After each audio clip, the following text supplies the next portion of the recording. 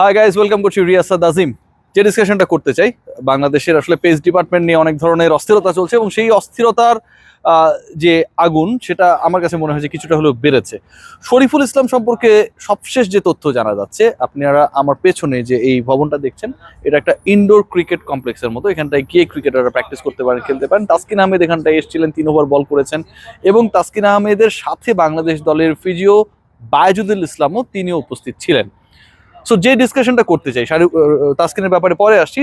শরীফুলের যে চোট বা তার যে হাত কেটে গেছে, 6টা স্ট্রিচ পড়েছে, শরীফুল কবে ব্যাক করবেন সেই প্রশ্নের উত্তর দিতে গিয়ে এখন থেকে 3-4 দিন পরে তাকে একটা রিভিউ করা হবে, যেই তথ্যটা বায়েজুদুল ইসলাম বাংলাদেশ দলের ফিজিও জানাচ্ছেন।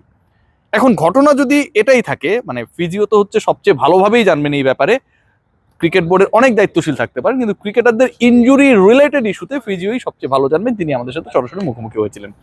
তার বক্তব্য সেটা হচ্ছে এখন থেকে 3 থেকে 4 দিন পর শরীফুলের কন্ডিশন তারা বুঝতে পারবেন। আপনাদের অ্যাসেসমেন্ট সেটা যদি হয়, 4 তারিখ হয়ে গেছে, 4 দিন পরে যদি হয়, সেটা 8-9 তারিখে চলে যাবে। So Shariful Islam is a very high chance to miss the match against South Africa, which is going to be played in New York. প্রথম ম্যাচে শরীফুলের খেলার কোনো সুযোগ নেই, একদম 100% সুযোগ নেই। সেই ব্যাপারটা বাংলাদেশ দলের ফিজিও ক্লিয়ার করেছেন এবং পরের ম্যাচটাতেও তার খেলার সুযোগটা অনেকটাই লাক বাই চান্স। যেহেতু বাংলাদেশ দল পেস ডিপার্টমেন্ট নিয়ে স্ট্রাগল করছে, সাউথ আফ্রিকা ম্যাচে বাংলাদেশ যদি তার আগের ম্যাচটা শ্রীলঙ্কার এগেনস্টে জিতে যায়, আমার কাছে যেটা মনে হয়, 2 পেসারের ক্ষেত্রে অন্তত 1 পেসারকে না খেলানোর দিকেই বাংলাদেশ ক্রিকেট বোর্ড যাবে। শরীফুলের ইস্যু নিয়ে বায়েজুদুল ইসলাম আলোচনা করার আগে তাসকিনকে নিয়ে মোটামুটি একটা আইডিয়া দেওয়ার চেষ্টা করেছেন। তাসকিন আহমেদের যে ইনজুরি এবং তাসকিন আহমেদের যে রিহ্যাব প্রসেস, সেটা বেশ পজিটিভ তার কাছে মনে হয়েছে। আমি বলেছিলাম যে আমার পেছনে যে ভবনটা রয়েছে, এটা একটা ইনডোর কমপ্লেক্সের মতো এবং এখানটায় তাসকিন আহমেদ 3 ওভার্স বোল্ড। 3 ওভার বল করতে গিয়ে তিনি কোনো ধরনের সমস্যার সম্মুখীন হননি। আপাতত লক্ষ্যটা হচ্ছে ইন্টেন্সিটি বাড়ানো, রিদমে ফিরে আসা, এবং যেই প্রসেসে Taskin Ahmed is doing good. But Taskin বাংলাদেশের হয়ে প্রথম যে ম্যাচটা এবারের বিশ্বকাপের গ্রুপ পর্বে, গ্রুপ ডিতে বাংলাদেশ, যেখানটায় বাংলাদেশও আরো 4টা দল রয়েছে, টোটাল নাম্বার অফ টিমস 5, শ্রীলঙ্কার এগেনস্টে যে ম্যাচ, যে শ্রীলঙ্কা তাদের প্রথম ম্যাচে they had been defeated against South Africa, 80 রানও করতে পারেনি, 77 করেছে। বাংলাদেশের এগেনস্টে খেলার আগে সেই শ্রীলঙ্কা নেদারল্যান্ডসের বিপক্ষে পরাজয়ের এক্সপেরিয়েন্স পেয়েছে। তাদের এগেনস্টে বাংলাদেশের যে ম্যাচ, বাংলাদেশের পারফরমেন্স ভালো না হলেও এটা কিন্তু বাংলাদেশের জন্য অনেক বড় উজ্জীবিত হবার একটা সুযোগ রয়েছে। শ্রীলঙ্কার পারফরমেন্স যেহেতু খারাপ, সেই ম্যাচে তাসকিন খেলবেন কি খেলবেন না, তার উত্তরটা আমরা প্রপারলি পাই নাই।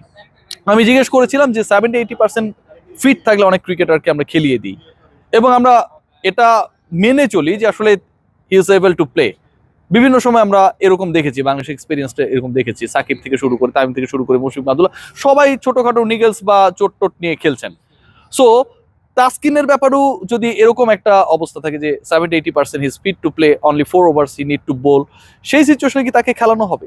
সেই উত্তর দিতে গিয়ে অনেকটা টেকনিক্যাল হওয়ার চেষ্টা করেছেন বায়েজুদুল ইসলাম। তিনি বলেছেন যে পুরো সিচুয়েশনটা অ্যাসেস করে যদি মনে হয় খেলানো দরকার, তাহলে খেলানো হবে। তার মানে 100% সিউরিটি দিয়ে বলার কোনো সুযোগ নেই পরের ম্যাচটায় Taskin Shoriful they will be available. শরীফুলের তো সুযোগটা নেই, এটা এক প্রকার নিশ্চিতই করেছে।